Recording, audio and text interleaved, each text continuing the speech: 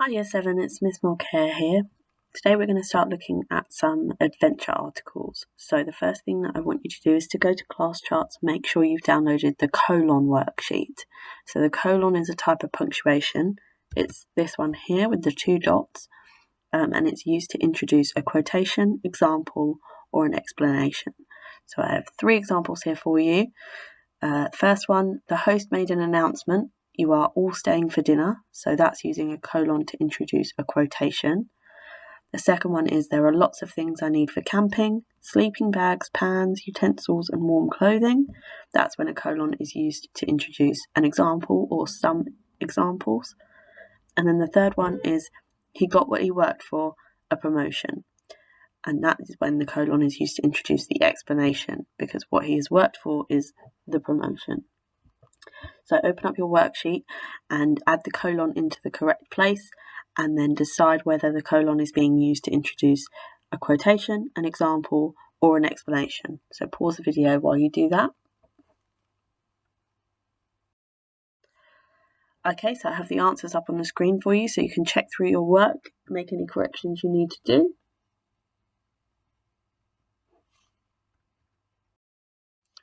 Okay, so today we're going to be looking at the features of a newspaper article. So this is so that you're able to spot the difference between fiction and non-fiction. So your word of is fiction. I've got a definition there for you. And fiction is a story that is written about imaginary characters and events and not based on real people and facts. Okay, so a story that's made up. So what I'd like you to do is to complete your word of the day diagram based on the word fiction. So pause the video so you can get all this down.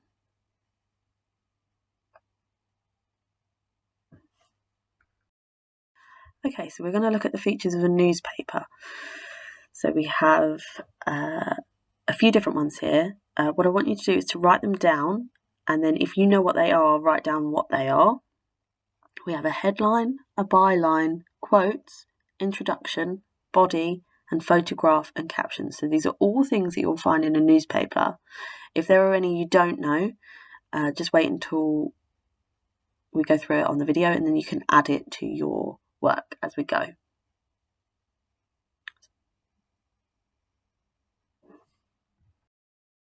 Okay, so we have all the definitions here for you, so you can add in the definitions for any gaps you might have. So we have a headline. A headline is a heading at the top of an article in a newspaper or magazine. We have a byline, which is a line in a newspaper naming the writer of an article. We have quotes, which is words spoken by another person. We have an introduction, which is information at the beginning that will tell you what the article is going to be about. We have the body, which is the text that forms the main content of the article. So after the headline, after the introduction and the byline, the rest of your paragraphs are going to be the body of text. And then we have a photograph and caption, which is a picture and a short explanation of what you can see in that picture. Okay, so add in any that you didn't get already.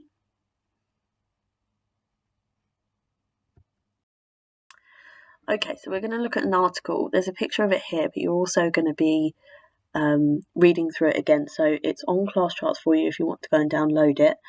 But looking at it here on the PowerPoint, I want you to write down what the first thing we notice about the article is and why you think this is. So the first thing you notice about the article is and then because.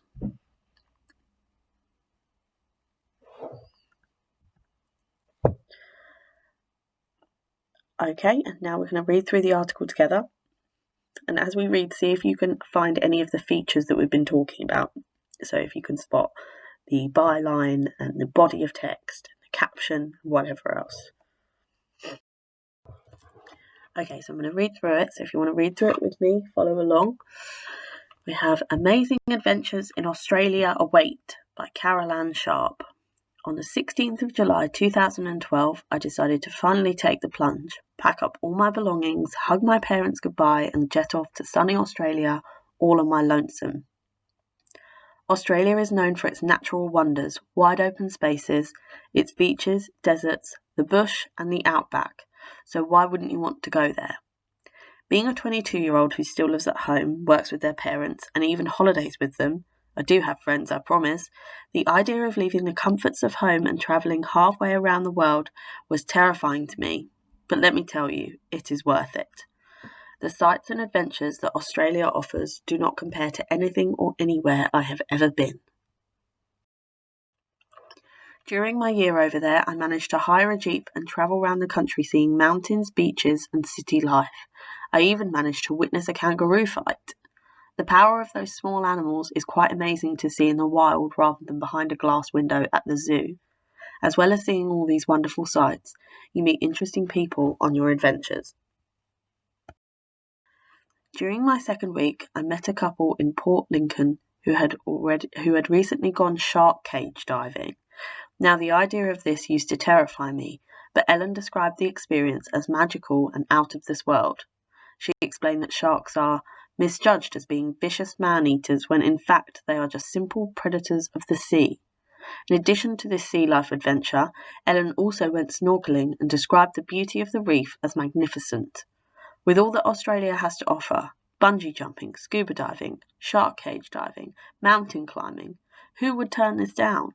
No one in their right mind would. Book it now. You won't regret your unforgettable time in this amazing country. Okay, so what we're going to do now is to scoop some information from the article. So make sure you've opened up the document on class charts with the article in it, and then you're going to answer these questions in full sentences. So that first question there, what is Australia known for?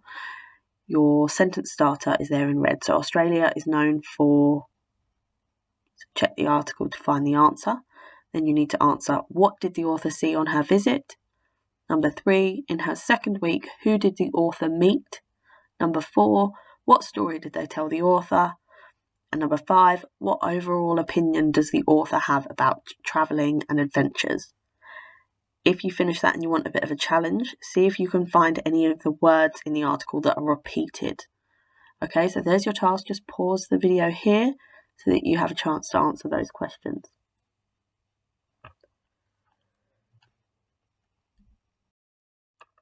Okay, and then finally, just to finish off, I want you to try and find the words that tell us the author enjoyed herself. And what is the author trying to do when she says, who would turn this down? Okay, what is she trying to make the reader think or do in response to that? Pause the video now so you have a chance to answer these 2 questions in work.